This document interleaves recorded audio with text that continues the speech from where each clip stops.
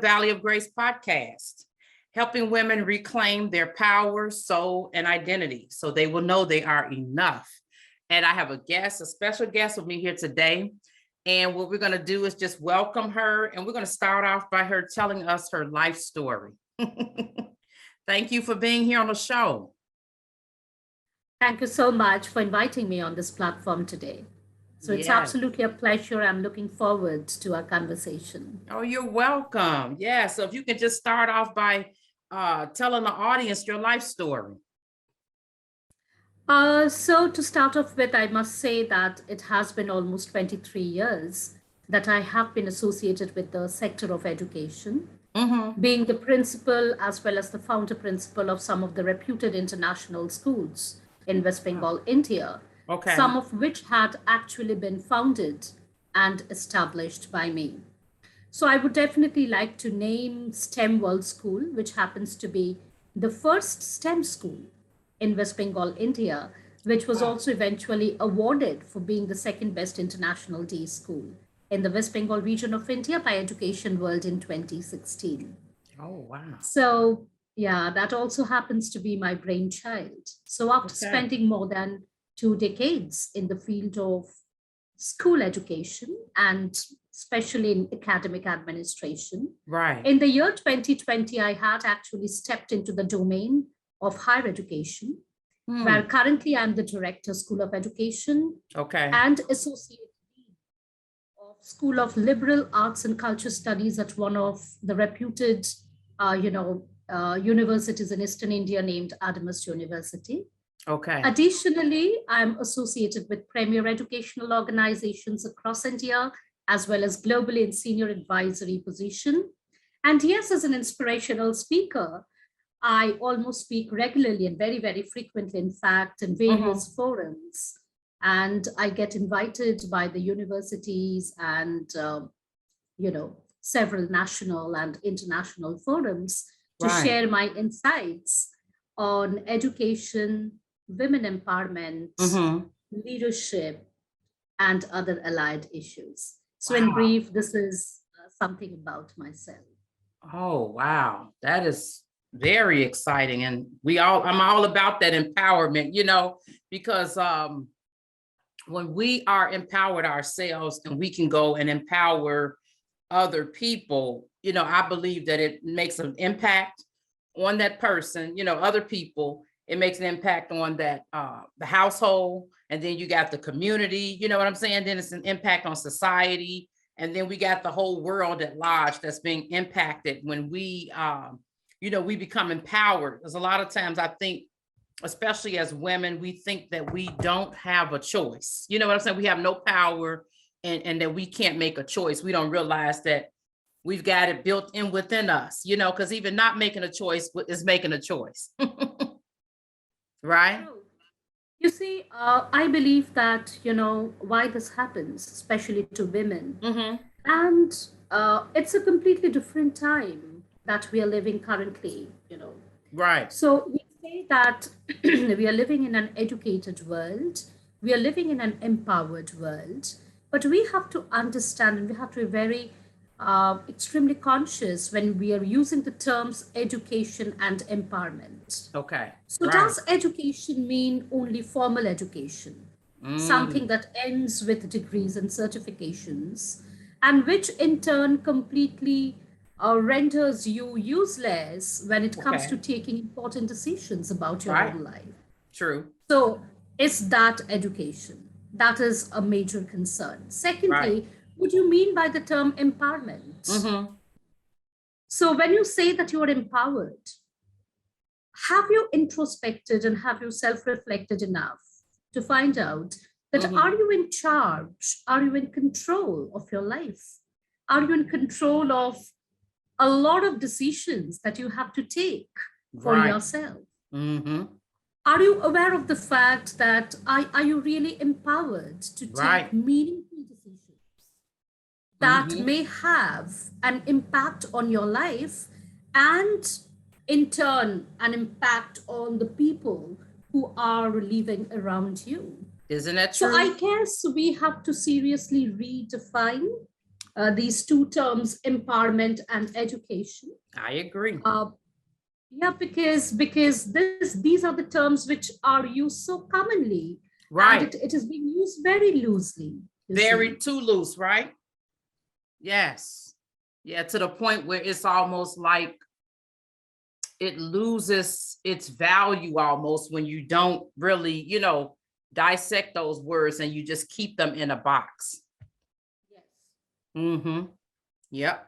I agree 100%. And especially, I think when it comes to women, so women empowerment, right? So when it comes to women, I think it has got a lot of things to do with how women are actually, socialized since birth. A lot of things to do with that, because it's a kind of a mindset, it's a kind of a mentality with which you are actually raised. That is true. And your parents, I'm not only mentioning mothers. Right. Mothers do have a very, very important role to play. But equally, a father also has a very important role to play. Right? That is true. So what is actually the mindset of your parents? Yes. Whether they are truly empowered, whether they are truly educated in the true sense of the term, because that goes a long way to determine how the child will be raised. Yes. With what kind of notions the child will be raised. Because this is something very important. It is. Because in most of, and I'm not talking about something which is nation specific. Right. I'm talking about something which is global. Oh, I and agree. we see that, when it comes to women, we are mostly trained and schooled to become good wives, yes, good mothers, yes, and good sisters. Right. You see? So very rarely are we told since childhood that we have to be important to ourselves. True. That self-care is a priority. Right. That we have to value ourselves first. That we need to celebrate ourselves. And even if we are imperfect, I mean, everybody is imperfect. Exactly. So instead of chasing after perfection, right. because perfection is a kind of a mirage, you see. It never is. can actually attain it. And it is, and if you think deeply about it, perfection is a kind of a concept which patriarchy has purposefully, designed so that, they can keep us in a very, very subsidized and minority position. Right. So instead of chasing after perfection, if we can actually celebrate and embrace our own imperfections, yes, our rawness, our vulnerability, our courage. Amen. I think that is the meaning of true empowerment. I agree. And nobody can actually give you, it is not something which somebody else can give it to you. You cannot be given empowerment by somebody. You have to live the empowerment. You got to live it. Yep. That is so true. You got to live it.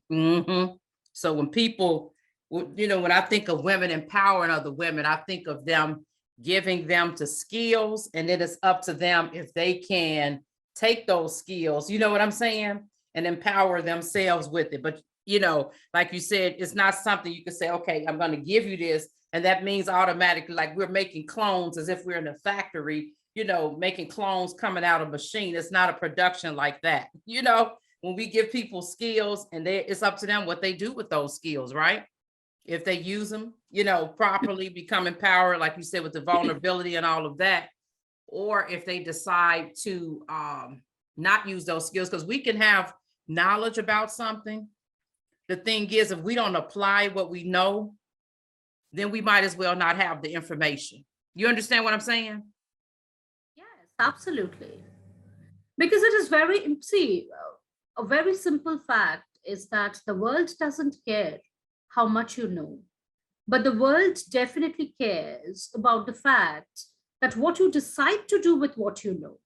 And in order to do that, it is so vitally important that you understand why you are doing what you are doing. Right. In short, I'm actually talking about purpose. Right. Are you purposeful? Right. In each and every decision that you take about your life, it can be your personal life, it can be your professional life, it can be your career, it can be your family, it can be your finances, anything. Are you purposeful enough? Do you know the why?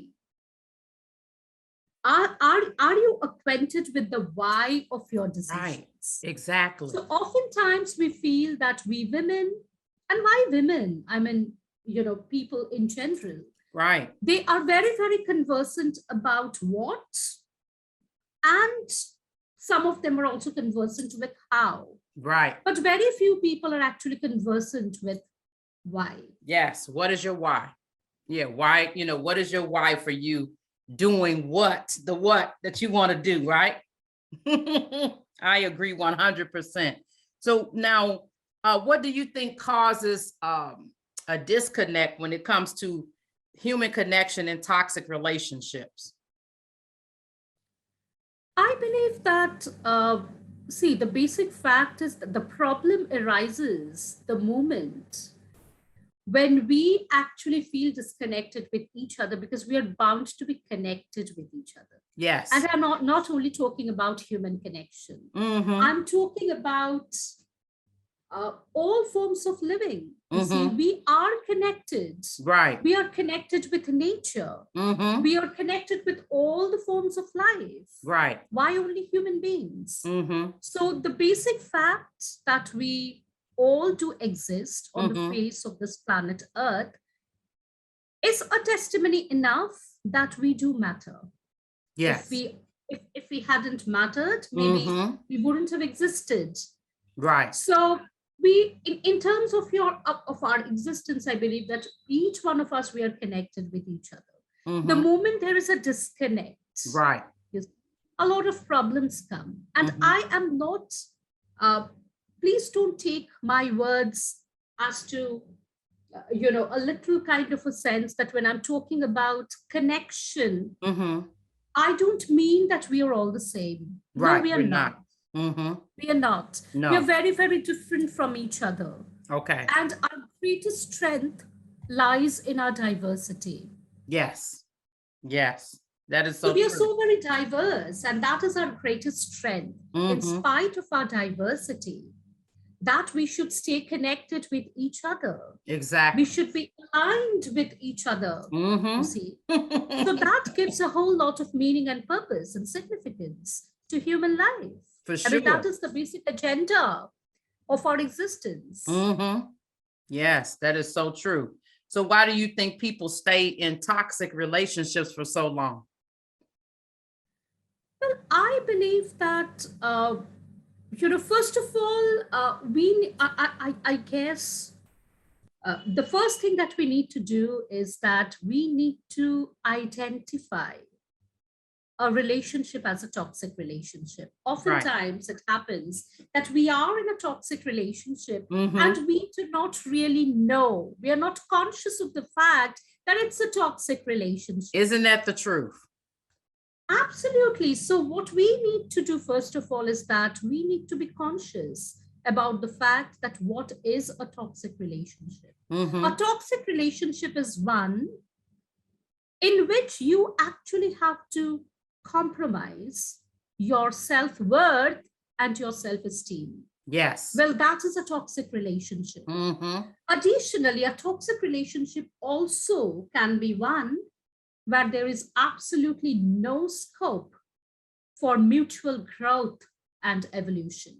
Isn't that a relationship which does not give you any scope to evolve and to grow? Right. Well, it's a stagnant relationship, may not be toxic, but it's a stagnant relationship, because I believe that each and every relationship in our lives, they come with a very, very specific purpose and agenda. Yes. So relationships are there in our lives to make us turn into a much better versions of ourselves. Yeah. That is the whole purpose of relationships. Because see, relationships are like, it's like holding mirrors to ourselves. That's a good, right? Yes.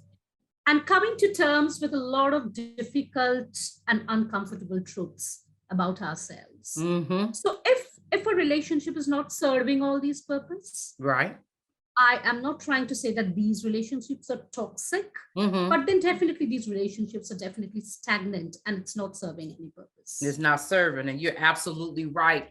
A lot of times we enter relationships and we don't realize that the people that we're in relationship with, whether it's romantic, whether it's members of our church, or the people we're in ministry with, or business with, or friendships, it can even be family. We don't realize that a lot of these relationships we're in, they are not bringing out the best version of us. You know what I'm saying? Some people we're in relationship with can actually bring out the worst version of us, And it's amazing how you can have one person and you will see them interacting with 10 different people, and 2 of those people can be so toxic that it brings out the worst version in that one person. Very true. Mm-hmm. Yeah, it brings out the worst. So it's so important, like they said, the 5 people that we hang around with the most, that's the sum total, of that influence of, and a good judge of who we are as a person, Yes. Mm-hmm. Yep. So now, what would you say would be some of the red flags to look out for as far as a toxic relationship?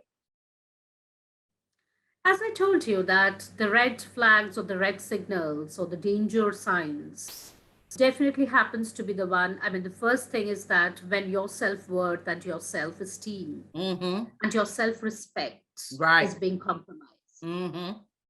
So every time, with each and every interaction, with each and every interface, you're actually sacrificing your own self-esteem. So that is definitely a kind of a red flag. Oh, for sure. The second one is definitely, that, somebody's not able to grow, somebody's not able to evolve into a better version of themselves. That is definitely another red flag. Right. And thirdly, I would also like to mention, yes, if it is an abusive relationship. I mean, abusive relationship can be of various kinds. I mean, it's not only physical abuse. Right. So abusive relationship can be of various kinds. It can be mental abuse. It can be emotional. Right. Right. Yep. So as I told you a little earlier, that it's very important for us to understand the level of toxicity in that relationship. Because oftentimes, due to our kind of socialization and our kind of parenting, and how women are told a lot of lies by culture and society, True. That no matter whatever the situation is, you have to pull through that particular relationship. The longevity of that relationship is actually what matters, not the quality. That is so true. You are somebody who is actually going to sacrifice everything at the altar of a particular relationship in order to keep it going. Yes. So we have to understand it's not our responsibility alone. It takes 2 people to establish and to retain and to sustain a relationship. So it's not, I can definitely give my 100%. Right. But the other person who is there in front of me has also to give 100% to the relationship. Otherwise, there will be a kind of, I guess, misalignment. And there's 2 things that you said that really struck me, as far as number one, as far as you saying that, and I agree 100%, a lot of times we spend time worried about the quantity, the number of years that we've been in something, or the investment we've put in, as opposed to the quality of it. You know what I'm saying? And then when I think that's very important, we can get so caught up on the length of time we've been in it and not realize, but look at what you're under day in, day out. Look at what your kids are going through and what they're witnessing day in, day out. You know what I'm saying? And then number 2, the other thing is that when you were saying, it was something else you were saying, I'm trying to remember exactly what that was. Us, like, and I think a lot of times this happens with women. We think that we can make it all happen. We think that all we got to do is do the very best we can. And that means that the other person is automatically going to come on board. In some cases they do, but in other cases they don't. You know, we can't control that other individual. You see what I'm saying? And also, additionally, I would just like to add that, women in general are expected to be all giving, all empathetic, and extremely compassionate. While all that is fine, but then if you overdo anything, that may not be very good for you in the long run. That's true. If you're too giving, and if you're a bleeding empath, well, you are the first person who is actually going to get affected by this. Isn't that the truth? I hope I hope this rings a bell somewhere, because we always feel that, we have to be all giving, so there has to be a limit to that. And there definitely, when it comes to relationships, because we're talking about toxicity in relationships and relationships which do not help us to grow and evolve, I believe it's vitally important that we know how to set boundaries. Oftentimes we forget. We do, right. Forget. And in our roles as, mothers, wives, we often forget, and we sort of start neglecting ourselves and sacrificing ourselves at the altar of that particular relationship. And we give our 100%, more than 100%, to make that particular relationship work. Yes. Forgetting that it's equally important for both the parties to sustain that relationship. It's not only your responsibility to do it. And this self-sacrificing epitome, yes, the women are actually considered to be superhuman. Yes, because they are supposed to sacrifice everything, their likes, their priorities and everything. Just give up everything. Of a particular relationship. So I guess that is completely wrong, because unless you are satisfied, unless you are happy from within, how can you even think of making somebody else happy? That's what I don't understand. Can you ever think of pouring from an empty cup? No, you can't. We can't do that. You can never do that. That is so true. Yeah, that is so true. We can't pour from an empty cup. So why do you think it would be important if a person has a soul tie to somebody else that's unhealthy / toxic, and they get out of that relationship? Why do you think it's important for that person to heal before they move on to the next person? It's extremely important, and this is one of the major mistakes that we commit. We believe that we can jump from one relationship to the next, expecting that the next relationship is going to be exactly the opposite of the relationship that we had earlier. Exactly. And each and every time we think like that, each and every time we are bound to be disheartened and disillusioned. And nobody else is to be blamed for that except ourselves. True. Because we have to understand that when something has not worked for us in a particular relationship, we need to do a little bit of soul searching. Yes. We need to do a little bit of introspection, and definitely healing will come later, because first of all, we have to be conscious about the fact that how have I been a co-creator in this kind of a toxic relationship? Right. It's so easy to blame the other person for what has not worked in our relationship. But it's so difficult to accept that you have been equally a co-creator for all the miseries that have happened to you. So unless you realize that, and unless you make a conscious effort to rectify that, and without doing all these things, if you jump into the next relationship, well, the chances are more than 90% that the same thing is about to happen in that relationship as well. Right. So it's kind of a pattern, you see, it's kind of a pattern. So you have to make a very, very conscious choice and decision to break that pattern. Mm-hmm. Unless you break that pattern, now you will say that this is what healing is. Right. Breaking that pattern Mm-hmm. consciously is Right. actually healing. Exactly. You know, It sure that is. is what is healing. Yes. Healing is definitely not something that you have forgotten all the bruises, Mm-hmm. all the wounds Right. that you have got from the earlier relationship. Nobody's asking you to forget it. Right. But healing happens the moment when you are no longer suffering due to Yes. those wounds and bruises. That is Yes. what healing. I agree. And like you said, I think people become disillusioned when it comes to healing. And I say disillusioned because I think of the fact they think that, okay, if I heal, that means that I'm going to forget everything that happened. Where we're not God, how are we going to, of course we're going to remember what happened, but does that we're not operating out of that wounded place. You understand what I'm saying? Even if we're remembering, we're not operating, we're not, I like to call it bleeding out all over the place, when it comes to healing. And like you said, breaking the patterns. But some people think, okay, because I've healed, I'm never going to have that thought to come up in my mind anymore. That's not what healing is. So don't you think sometimes we can become disillusioned?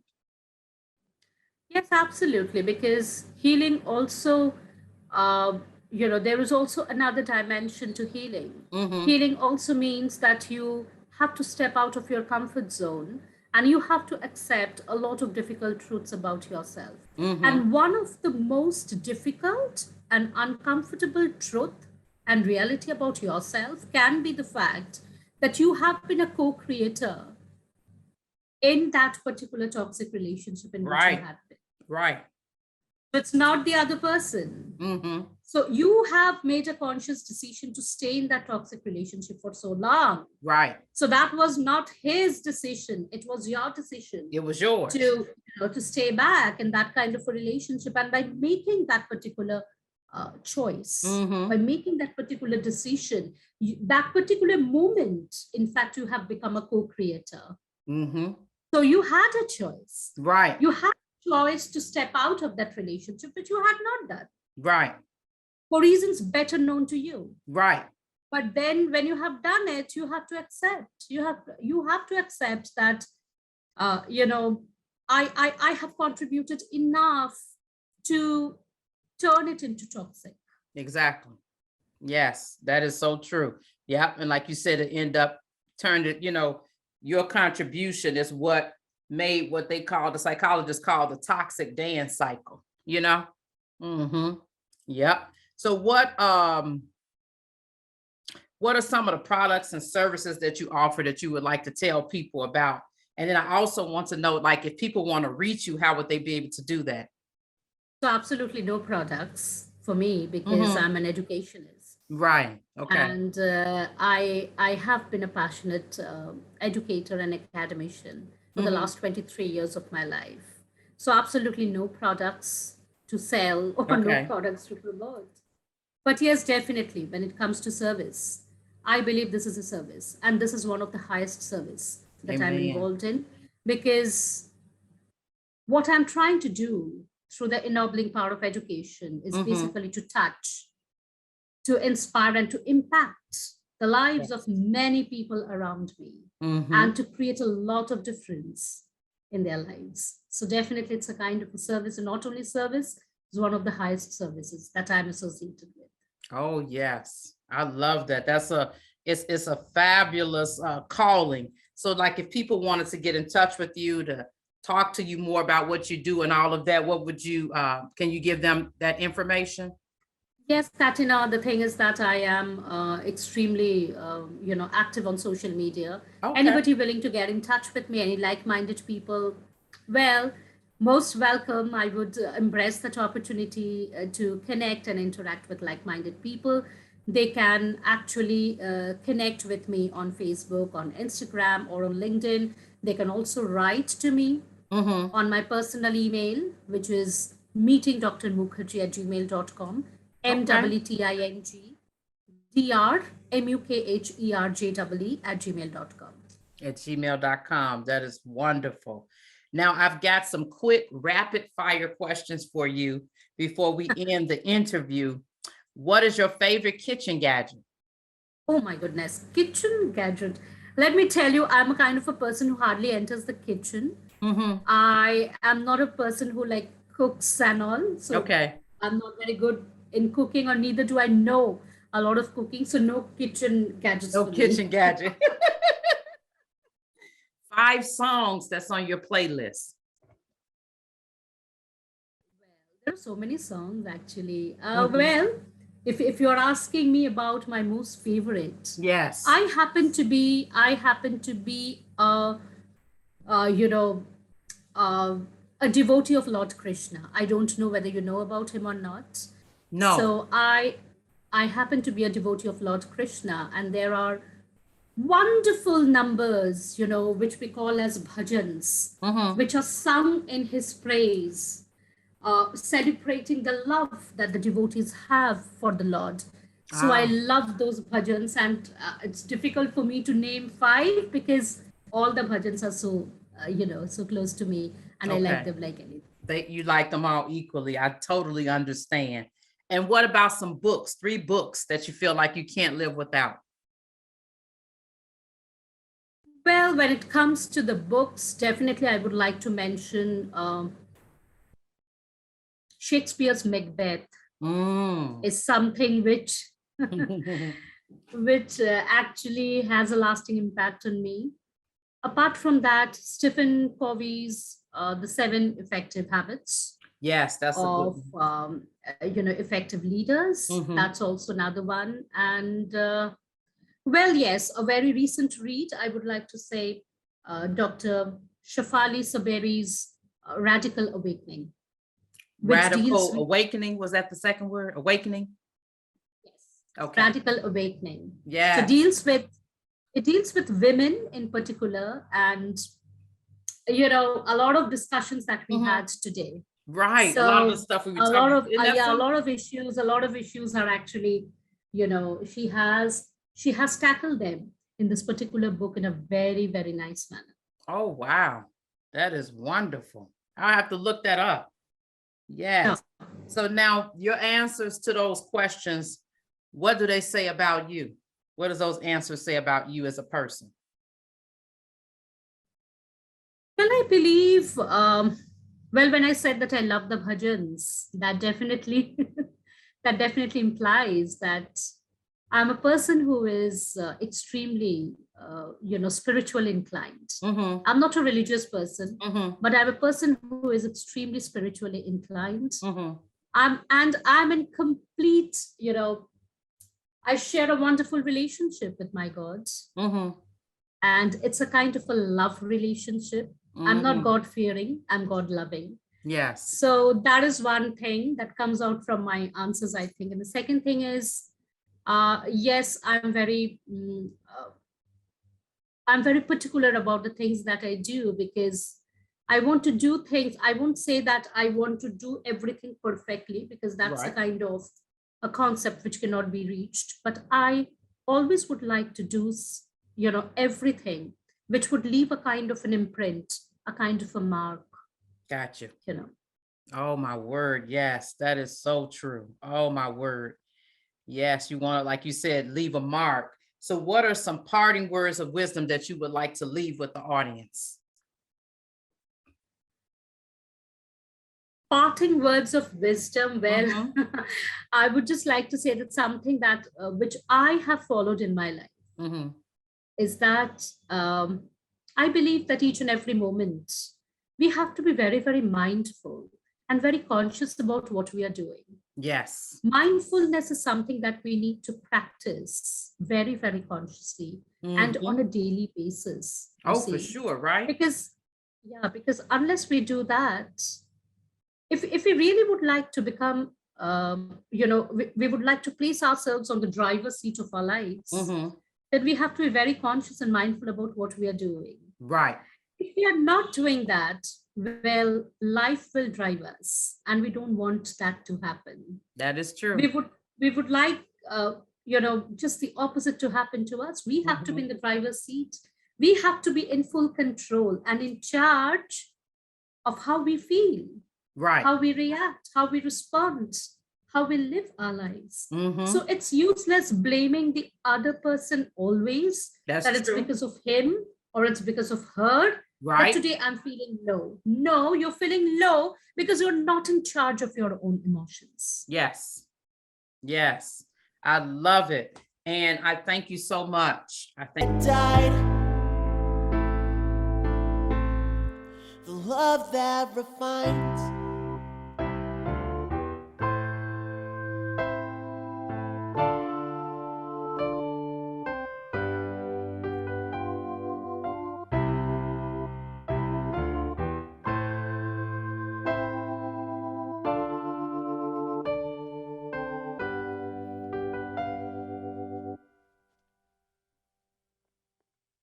So much I wish I could give back, but I'm not intact to be sharing all of that. You took the price to give me that life, and now it's never gonna fade away.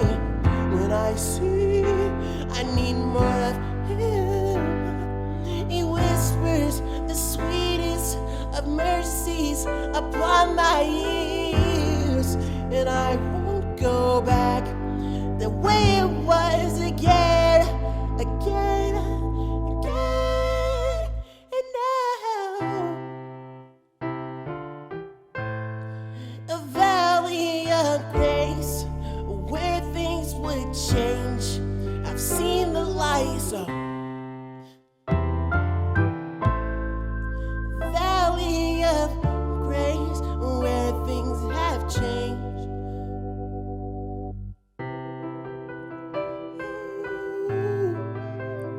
Oh, I've seen so much, so much.